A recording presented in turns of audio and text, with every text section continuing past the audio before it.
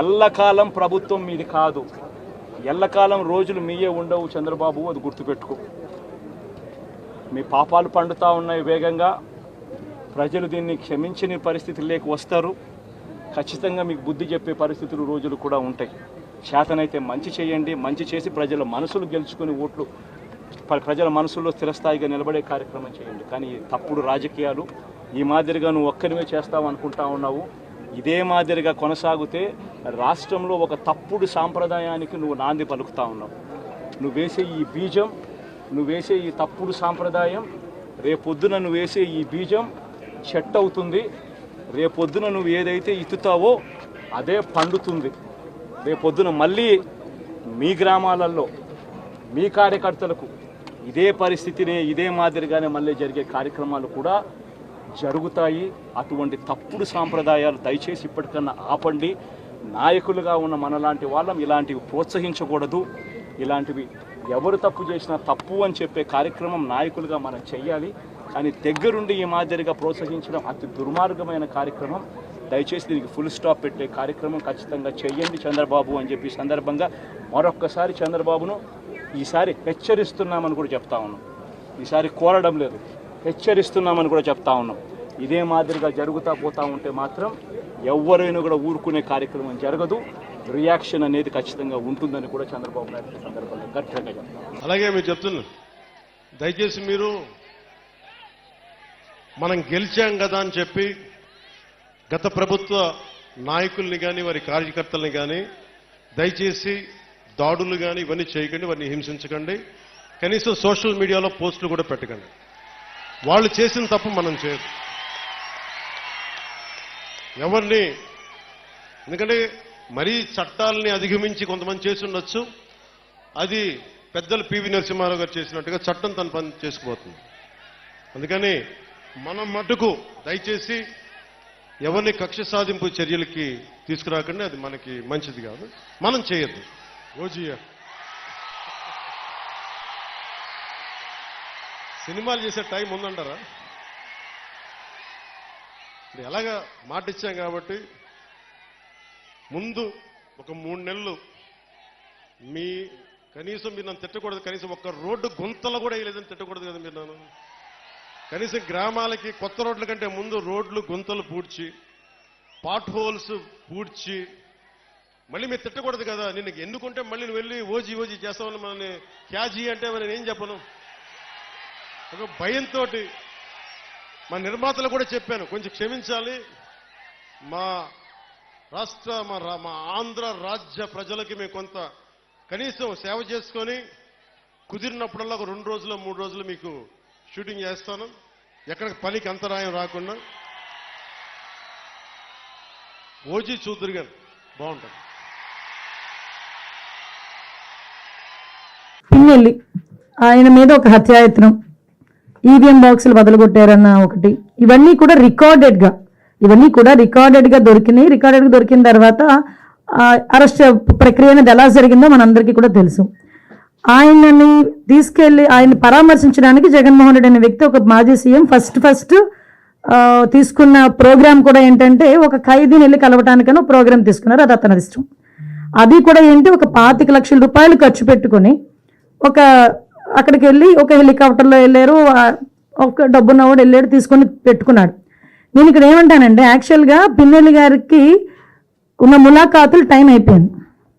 Okay, అయిపోయింది కాబట్టి అయినా కూడా హ్యుమానిటీ గ్రౌండ్స్లో ఒక ఎక్స్-సీఎం రిక్వెస్ట్ చేస్తే పర్మిషన్ ఇచ్చాం.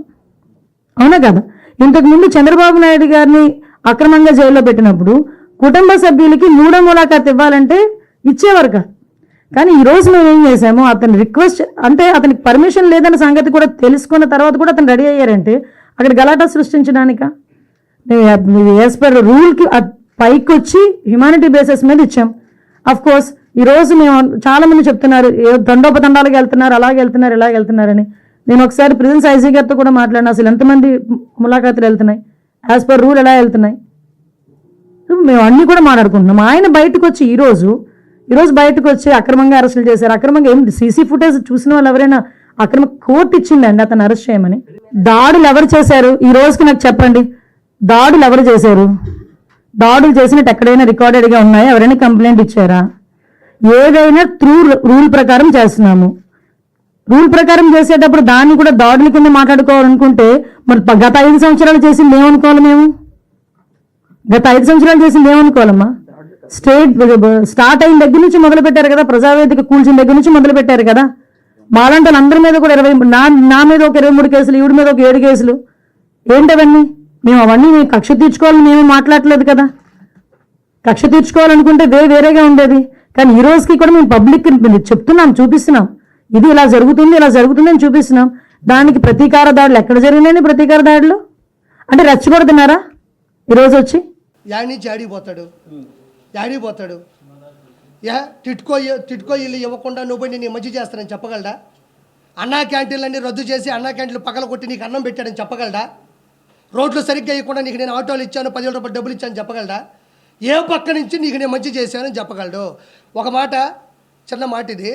ప్రతిసారి జగన్మోహన్ రెడ్డి నేను మీకు మంచి చేస్తుంటే ఓటేయండి అన్నాడు. మంచి చేయలేదు కాబట్టి ఓటేయలే, ఓడిపోయాడు. ఇంకా దానికి no more questions, no more answers. నేను మీ కుటుంబాల్లో మంచి చేస్తుంటే ఓటేయండి అన్నాడు, ఓటేయలే, ఎందుకంటే మంచి చేయలే. రెండో పాయింట్, నీ బిడ్డ 99% అన్నీ కంప్లీట్ చేశాడు అన్నాడు. నేను ఈరోజు ఒక మాట చెప్తున్నా, 99% అన్నాడు, మిగతాది 1% ఉంది కదా. ఆ 1% ఏమనుకుంటున్నారు? ఏమన్నా సంపూర్ణ మద్యపాన నిషేధం అన్నావు, మరి చేయలేదంటే అదే 1% అంటాడు, అదే 1% అంటాడు. టిట్కో ఇల్లు ఇస్తా అన్నావు అంటే అదే 1% అంటాడు. తర్వాత వచ్చేసి పోలవరం ప్రాజెక్టు ఫినిష్ చేస్తా అన్నావు కదా, అదేదన్నట్టే నేను చెప్పాను కదా 1% చేయలేదని, అదే 1% అంటాడు. ఏదైతే మేనిఫెస్టో పెట్టి ఏదైతే మెయిన్గా చేయలేదో అవన్నీ ఆ 1% వదిలేడు చూసారా, ఆ 1%లో దోసేస్తాడు. అంటే ఒరిజినల్ చెప్పాల్సింది ఏంటంటే చేసింది 1%, చెయ్యనివి 99%. బిడ్డ బటన్ నొక్కితే నేరుగా అన్నాడు. ఈ జనసేన కార్యకర్తలు, బీజేపీ మద్దతుదారులు, టీడీపీ ఓటర్లు అందరూ కూడా బటన్ నొక్కితే నేరుగా పోయి సైకిల్ మీద పడి బెల్ల కొట్టుకొచ్చింది. కొన్ని పోయి గ్లాసులో పెట్టి టీ తాగినారు, ఇంకొక కమలం పెట్టుకొని మంచిగా సువాసన పీల్చుకున్నారు. నేను పార్టీ రాష్ట్ర అధ్యక్షుడిగా అయినా పదవి తీసుకొని నా భుజాల మీద వేసుకొని పార్టీని ముందుకు తీసుకొని పోయే యోచనలో నేను అంతర్జాతీయ ప్రధాన కార్యదర్శికి రాజీనామా చేసి జగనన్న ఎట్టా పార్టీని ముందుకు తీసుకొని పోలేడు. నేను జగనన్న ఏ బాధ్యతలు అయితే ఉన్నాయో ఆ రోజు శివన్న నేను కలిసి పార్టీ పెట్టినాము. ఈ రోజు జగన్మోహన్ రెడ్డి పార్టీని డ్యామేజ్ చేశాడు. మళ్ళా నేను పార్టీ బాధ్యతలు తీసుకొని పార్టీ అధ్యక్ష పదవి తీసుకొని నేను మళ్ళీ పార్టీని ముందుకు తీసుకొని పోయే యోచనలో నేను ఆలోచన చేస్తున్నాను, చూద్దాం ఏమవుతుందో. ఇందాక అహంకారం అన్నావు, అహంకారం అంటే బీఆర్ఎస్, ఇక్కడ కేసీఆర్ కూడా అహంకారానికి ఉంది. మరి అప్పుడన్నా తెలుసుకోవాలి కదా మీ జగన్మోహన్ రెడ్డి. తెలియదు, పక్క రాష్ట్రం గురించి నాకు అవసరం లేదు. మన రాష్ట్రం వినాయకపోయింది, మంది మనం చూసుకుంటే సరిపోతుంది, పక్కన వాళ్ళు చూడాల్సిన పని లేదు. ఇప్పుడు కొత్తగా ఒక సిద్ధాంతం వచ్చింది, 11 మంది గెలిచారు, దాంట్లో మెజారిటీ పీపుల్ కూటమిలో జాయిన్ అయితే మొత్తం విలీనం చేసేచ్చాడు. నువ్వు భలే ఓడివి, ఆడుదాం ఆంధ్రాకు, మాకు జట్టు దొరికింది, క్రికెట్ టీం దొరికిందని మేము ఆలోచన చేస్తా ఉంటే ఇది నిజం. అదే అవునయ్యా, మేము చెప్పేది ఆడుదాం ఆంధ్ర అని చెప్పి ఒక ప్రోగ్రామ్ పెట్టినాము. ఆడుదాం ఆంధ్ర, మాకు ఆడుదాం ఆంధ్ర అనే దానికి మాకు టీం దొరికింది, 11 మంది క్రికెట్ టీము. మేము పెట్టుకుందాం అని చూచాను, నువ్వేదో మమ్మల్ని మెంగబెట్టేదానికి వచ్చినట్టు వేడికి అలా అందరూ అనుకుంటున్నారు. 6 వెళ్ళిపోతే చాలు, ఇంకేముండదు, విలీనం చేసినట్టు అయిపోతుంది, మొత్తం రద్దు అయిపోద్దని. లేదు లేదు లేదు, అక్కడ రఘురామకృష్ణరాజు ఉన్నాడంటే 2 అమ్మాయిలు.